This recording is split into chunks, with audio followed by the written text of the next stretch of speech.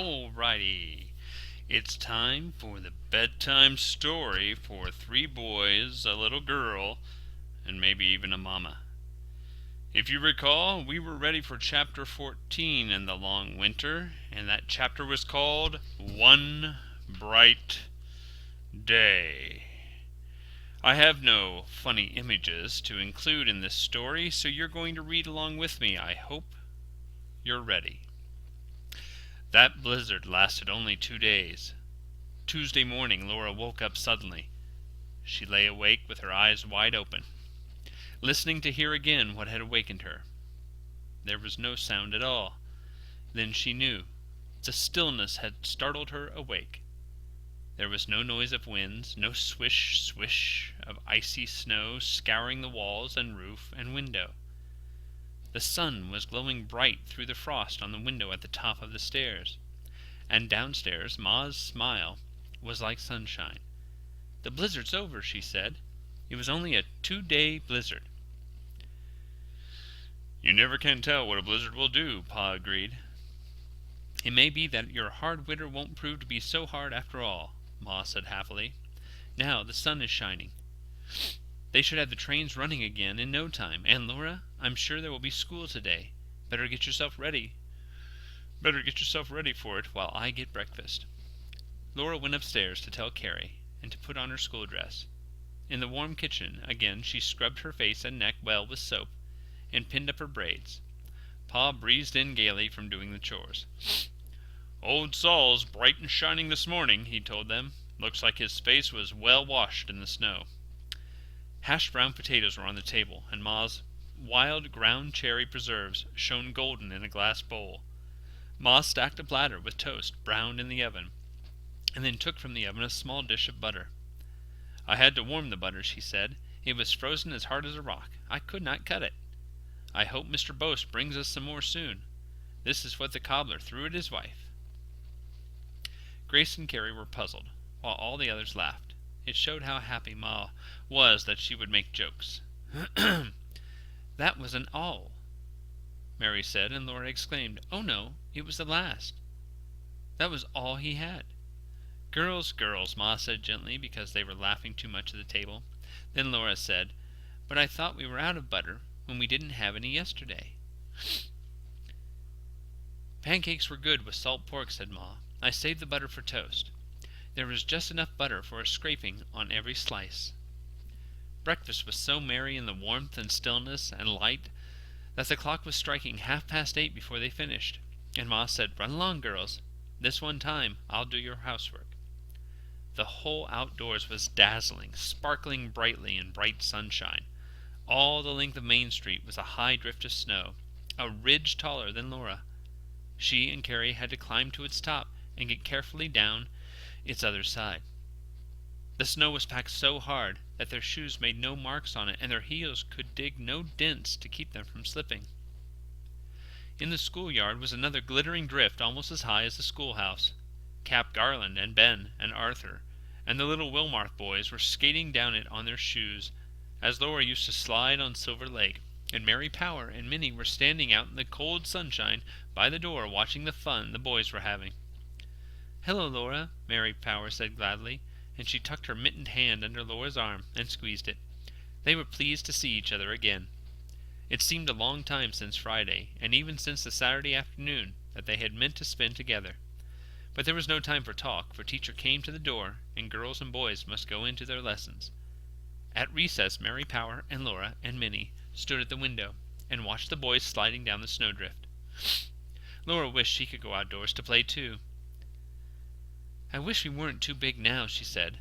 "I don't think it's any fun being a young lady." "Well, we can't help growing up," Mary Power said. "What would you do if you were caught in a blizzard, Mary?" Minnie Johnson was asking. "I guess I would just keep on walking. You wouldn't freeze if you kept on walking," Mary answered. "But you'd tire yourself out. You'd get so tired you'd die," said Minnie. "Well, what would you do?" Mary Power asked her. "I'd dig into a snowbank and let the snow cover me up. I don't think you'd freeze to death in a snowbank. Would you, Laura?" "I don't know," Laura said. "Well, what would you do, Laura, if you got caught in a blizzard?" Minnie insisted. "I wouldn't get caught," Laura answered. She did not like to think about it. She would rather talk with Mary Power about other things. But Miss Garland rang the bell, and the boys came trooping in, red with the cold and grinning. That whole day long everyone was as cheerful as the sunshine. At noon Laura and Mary Power and Carrie, with the Beardsley girls, raced in the shouting crowd over the big snowdrifts home to dinner. On top of the high drift that was Main Street, some went north and some went south, and Laura and Carrie slid down its east side to their own front door. Pa was already in his place at the table. Mary was lifting Grace onto the pile of books in her chair, and Ma was setting a dish of steaming baked potatoes before Pa. "I do wish we had some butter for them," she said. "Salt brings out the flavor," Pa was saying, when a loud knocking sounded on the kitchen door. Carrie ran to open it, and big and furry as a bear in his buffalo coat, Mr. Boast came in. "Come in, Boast, come in, Pa kept saying. They were so glad to see him. "Come in and put your feet under the table. You're just in time."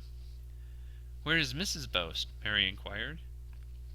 "Yes, indeed. Didn't she come with you?" Ma said eagerly. Mr. Boast was getting out of his wraps. "Well, no. You see, Ellie thought she must do the washing while the sun shone. I told her we'll have more good days, but she said she'd come to town on one of them. She sent you some butter. It's from our last churning. My cows are going dry. The weathers we've been having, I couldn't take care of them." Mr. Boast sat up to the table, and they all began on the good baked potatoes, with butter, after all. "Glad to know you came through the storm all right," Pa said. "Yes, we were lucky. I was watering the stock at the well when the cloud came up. I hurried them in, had them all snug in the stable, and got halfway to the house before the storm struck," Mr. Boast told them.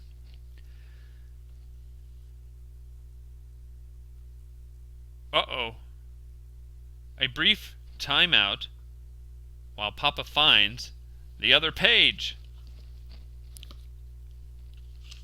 The baked potatoes and hot biscuits with butter were delicious, and to finish the dinner, there were more biscuits with some of Ma's rich tomato preserves. "There's no more salt pork in town," Pa said. "Getting all our supplies from the east this way, we run a little short when the trains don't get through." "What do you hear about the train?" Mr. Boast asked him. "They've put extra gangs to work on the Tracy cut, Woodworth says," Pa replied, "and they're bringing out snowplows. We can look for a train before the end of the week." "Ellie's counting on me getting some tea and sugar and flour," said Mr. Boast. The storekeeper's raising prices any?" "Not that I know of," Pa reassured him. "Nothing's running short but meat." Dinner was eaten, and Mr. Boast said he must be getting along to reach home before night. He promised to bring Mrs. Boast in to see them all one day soon. Then he and Pa went up Main Street to Hawthorne's grocery, and Laura and Carrie, hand in hand, went joyously climbing up the drifts and sliding down them back to school. All that happy afternoon they were full of the clear, cold air and as bright as sunshine. They knew their lessons perfectly. They enjoyed reciting them. Every face in school was smiling, and Cap Garland's flashing grin included them all. It was good to see the town alive, and to know that again all the weekdays would be school days. But in the night Laura dreamed that Pa was playing the wild storm tune on his fiddle, and when she screamed to him to stop, the tune was a blinding blizzard swirling around her, and it had frozen her to solid ice. Then she was staring at the dark, but for a long time that nightmare held her stiff and cold. It was not Pa's fiddle she heard, but the storm wind itself, and the swish-swish of icy snow on the walls and the roof. At last she was able to move. So cold that the dream still seemed half real, she snuggled close to Mary and pulled the quilts over their heads. "What is it?" Mary murmured in her sleep. "A blizzard," Laura answered. And that is the end of our story, lovely family. I hope you enjoyed it, and I hope you're getting ready to run off and brush your teeth. I wish I was there to tuck you in tonight, but I will be there soon. I love you all very, very much. Good night.